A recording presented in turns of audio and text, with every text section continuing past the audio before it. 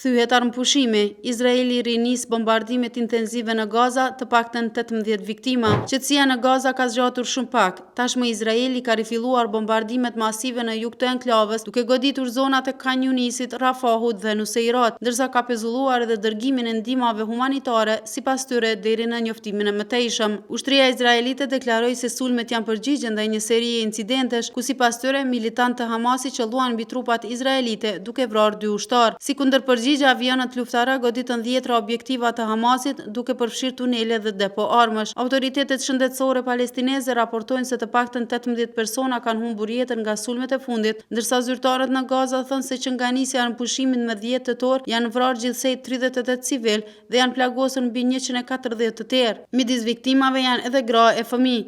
Një nga goditjet më të rënda ndodhen në qytetin Al-Zawaida, ndërkohë Hamasi ka deklaruar se mbetet i përkushtuar ndaj marrëveshjes së armëpushimit dhe ka mohuar çdo përfshirje në incidentet e raportuara në Rafah, duke akuzuar Izraelin se po kërkon justifikime për të rinisur luftën. Nga ana tjetër, kryeministri izraelit Benjamin Netanyahu ka urdhëruar ushtrinë të reagojë me forcë ndaj çdo shkelje. Situata humanitare është përkeqësuar ndjeshëm. Ndërprerja e ndihmave ka bërë që çmimet e ushqimeve dhe furnizimeve bazë të rritën ndjeshëm, ndërsa qindra familje po braktisin shtëpit nga frika e një rikthimi të plotë të luftimeve. Pikalimi i Rafahut me Egjiptin mbetet i mbyllur, duke bllokuar hyrjen e karburanteve dhe ndihmave për mijëra persona që ndodhen në pragurie. Ndërmjetësit nga Egjipti dhe Katari po përpiqen të ruajnë komunikimin mes palëve për të shmangur kolapsin e armëpushimit, por shpresat janë gjithnjë më të zbeta. Gaza pas 2 vitesh lufte pa ndërprerje po përballet sërish me ankth, frikë dhe pasiguri për të ardhmen.